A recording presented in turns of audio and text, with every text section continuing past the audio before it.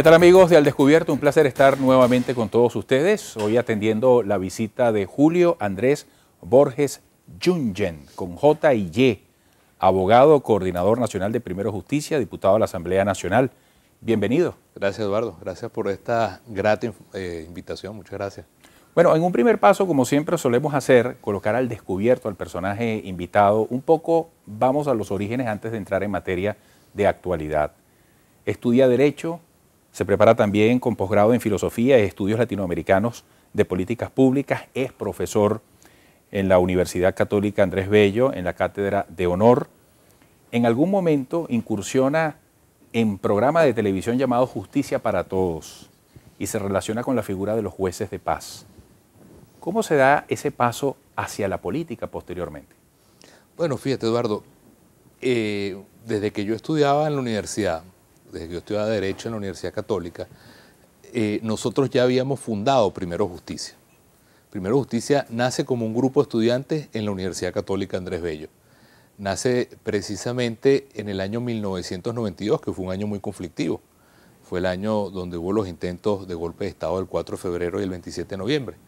En ese año nosotros estamos terminando la carrera y comenzamos Primero Justicia como estudiantes de Derecho para tratar de llevar a las comunidades más pobres de Venezuela jueces que estuvieran a la vuelta de la esquina, como decir barrio adentro, pero de jueces, y así nacieron los jueces de paz. Y nosotros todavía no nos habíamos terminado de graduar de abogados y redactamos la ley de los jueces de paz para que se pudieran elegir por primera vez en la historia de Venezuela jueces comunitarios que no tenían que ser abogados.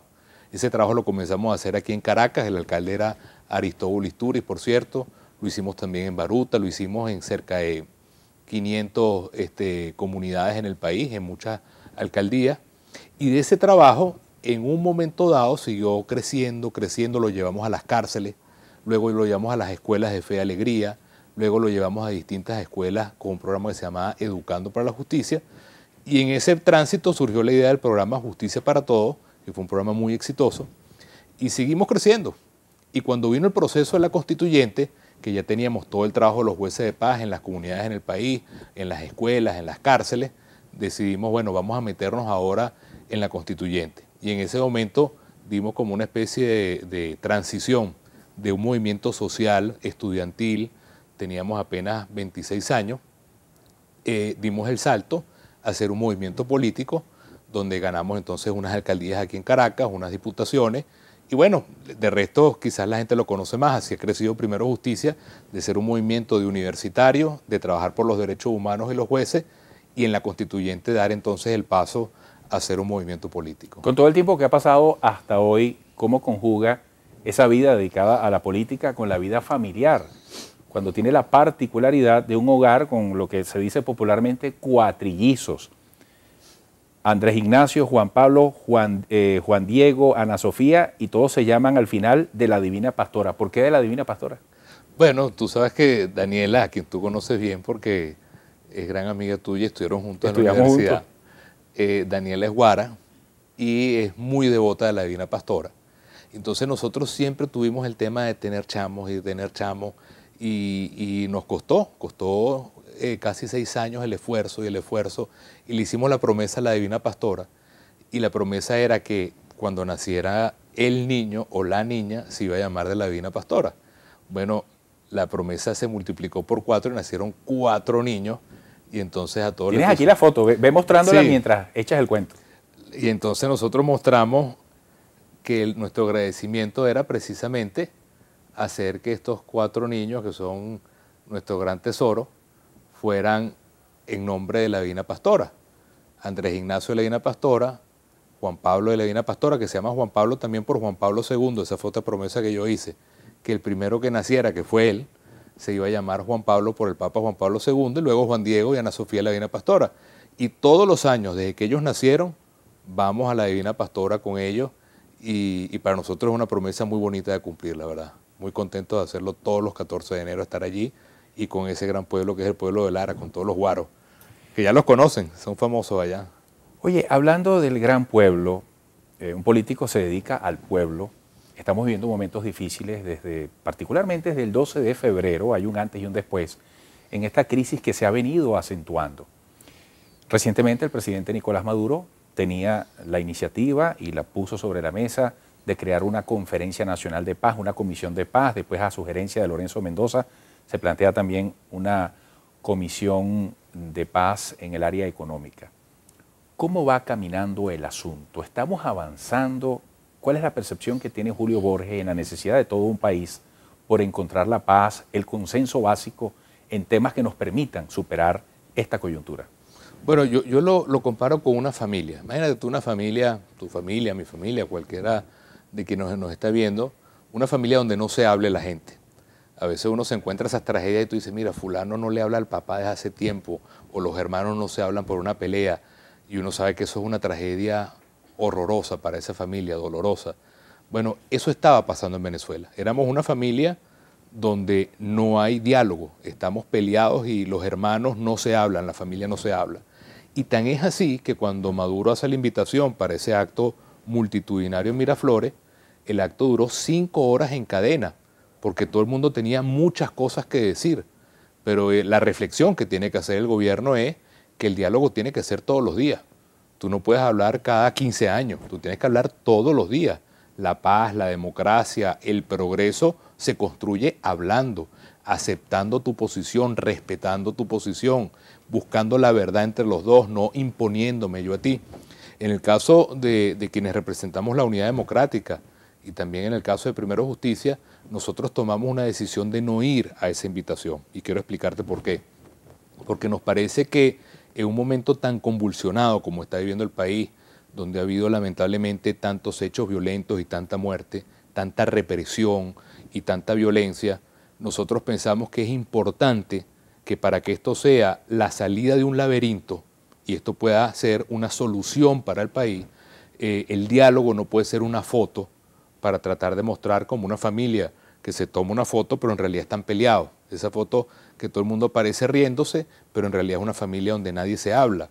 Y por eso nosotros hemos puesto sobre la mesa unos puntos que nos parecen que son los mismos puntos por los que el país está protestando válidamente, son los mismos puntos por los cuales hay que sentarse y buscar resolver. Son 10 puntos diferentes y lo que le hemos dicho al gobierno es, si no hay una agenda concreta, que el país sienta que hay un progreso sobre temas muy concretos, desarme los colectivos armados, el tema de renovar los poderes públicos que están vencidos, CNE, TCJ, Fiscal, Contralor del Pueblo, la Defensoría del Pueblo, que están vencidos la mayoría de esos poderes.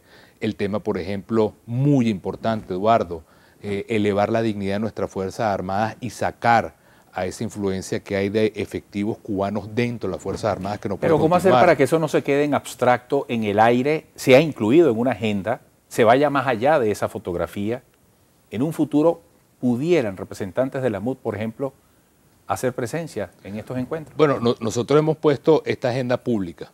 Son 10 puntos muy diferentes, como te digo, desde liberar también a los presos políticos, a los estudiantes políticos, publicar la lista de Cadivi, que es un tema que el gobierno se ha comprometido para mostrar a quién le dio todos esos dólares que hoy los venezolanos estamos pagando el hueco de esa corrupción con inflación y con lo que está sucediendo con la escasez, abrir el sistema de medios públicos también, el hecho de impedir que se siga regalando el petróleo afuera de Venezuela, poder a trabajar juntos sector privado y gobierno para tener el orgullo del hecho en Venezuela, comida hecha en Venezuela, ropa hecha en Venezuela, productos hechos en Venezuela y que eso genere trabajo, riqueza. Bueno, esos son puntos muy concretos, 10 puntos, no es mucho más que eso. 10 puntos con los cuales el gobierno los conoce y si el gobierno tuviera la humildad de aceptar de que el país está viviendo una crisis muy fuerte, lo lógico es que diga, vamos entonces sobre una agenda, sentarnos a ver cómo hacemos para que el país salga de esta crisis democráticamente, pero que no sea una táctica, un engaño, un distraer, un vacilón, sino que sea realmente puntos muy concretos que democraticen el país. Imagínate tú, Eduardo, si nosotros tuviéramos un CNE imparcial que represente a toda Venezuela. Imagínate soñar que tuviéramos jueces que estuvieran al servicio del pueblo y no del PSUV, o que tuviéramos una fiscal que realmente se preocupara porque las leyes fueran de todos y no simplemente de quienes están conectados con el gobierno.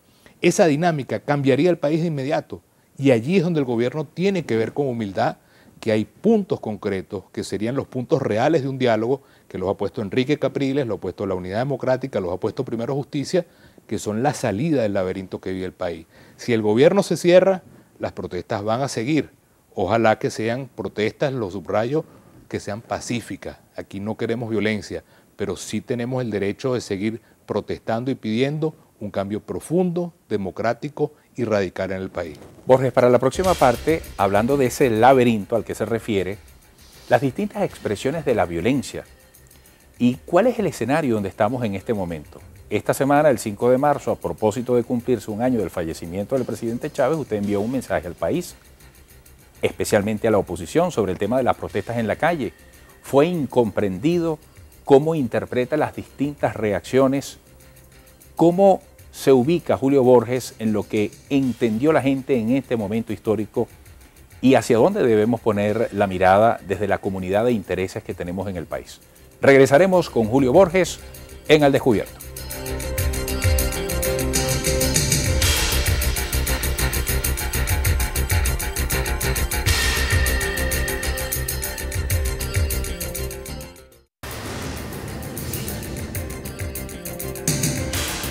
Borges, ¿cómo dirigir el mensaje en este momento de polarización, de choques importantes en el país, distintas expresiones de violencia? Por una parte, ¿cómo interpretas la reacción en la opinión pública cuando hacías el llamado para abordar lo que era el cumplimiento de la fecha del primer año de la muerte del presidente Chávez y lo que ha venido ocurriendo en el país, incluyendo ese llamado del presidente Nicolás Maduro a que candelita que se prenda, candelita que se apaga, haciendo un llamado a la VC, a los colectivos? Sí, bueno, tiene muchas facetas tu pregunta, muy interesante.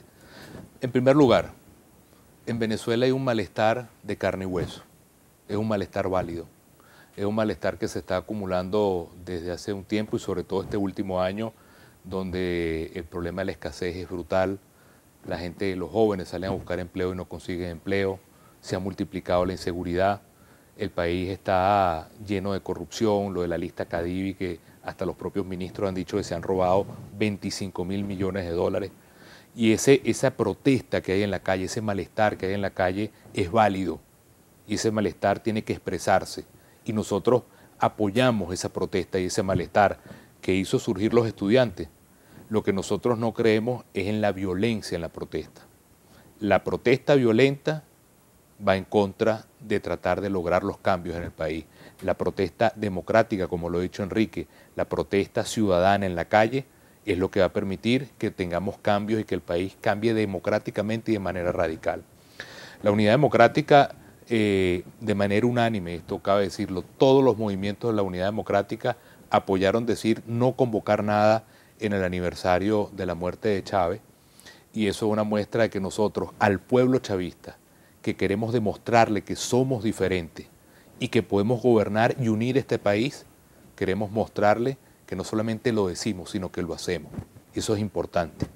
Lo que pasa es que muchas veces el malestar que hay y digamos, la crispación que hay hace ver que eso es imposible, pero en estos tiempos donde precisamente un personaje como Mandela, que ha sido tan invocado por tanta gente, logró unir un país con tantos problemas como Sudáfrica, lleno de racismo y de odio, yo creo que los venezolanos tenemos que ver allí un modelo que más allá del odio que existe a veces, nosotros tenemos que superar ese odio y tener como meta clara que el reto nuestro como generación es unir de nuevo Venezuela.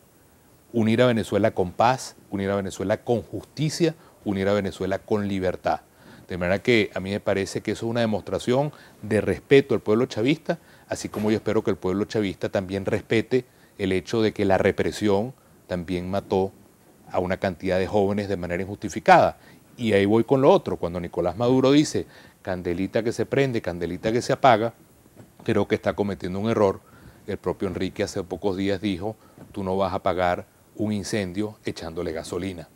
De manera que yo lo que pido es sensatez y humildad a quienes están en el poder, que se den cuenta que Venezuela hoy es una olla de presión, es un volcán que está allí, que la protesta es legítima y la protesta tiene que ser una protesta atendida con cambios concretos, con cambios que tengan una agenda, con cambios que la gente sienta realmente que van a liberar a los presos políticos, que va a haber un cambio en las instituciones, que se va a generar empleo, que se va a publicar la lista Cadivi, que se van a abrir los medios públicos, que se va a respetar las Fuerzas Armadas y sacar la política de los cuarteles. Es decir, son temas muy concretos que nosotros pensamos que si el gobierno realmente quiere la paz del país, no es un tema de hablar, es un tema de hacer, y de hacer con puntos concretos que en esa agenda de 10 puntos, que son los puntos por los cuales el país protesta, se pueden reflejar en soluciones concretas que cambiarían radicalmente a Venezuela. ¿Cuál es su mensaje como dirigente político, pero además como parlamentario, sobre el tema de la guarimba? Se ha convertido en una papa caliente.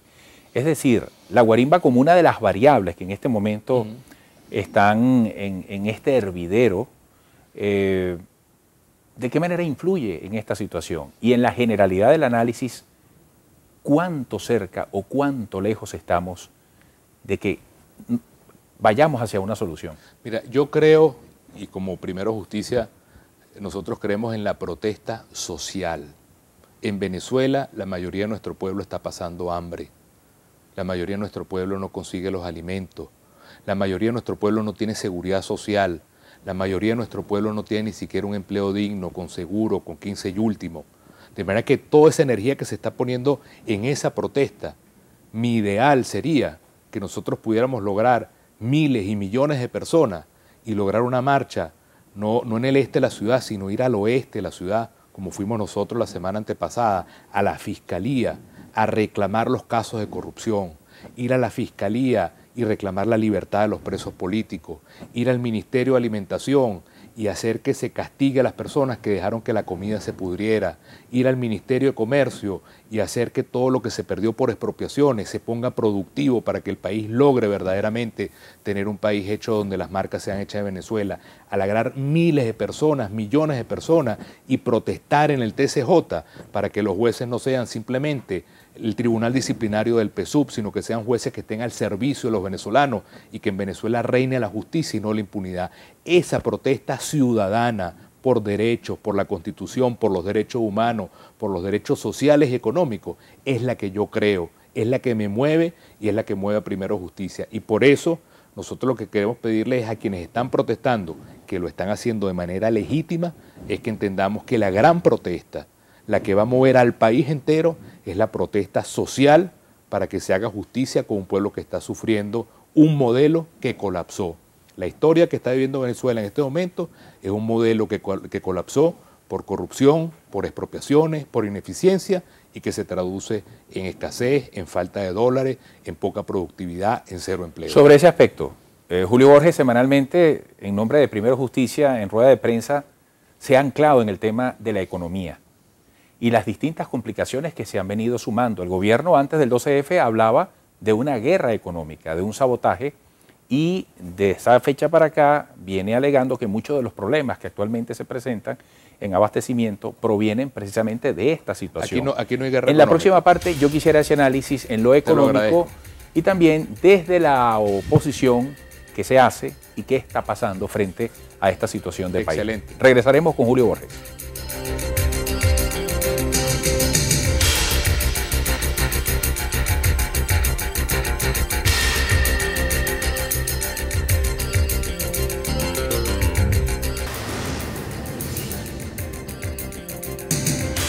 Julio Borges, cada minuto que pasa pesa sobre la economía. ¿Qué destacarías en el análisis?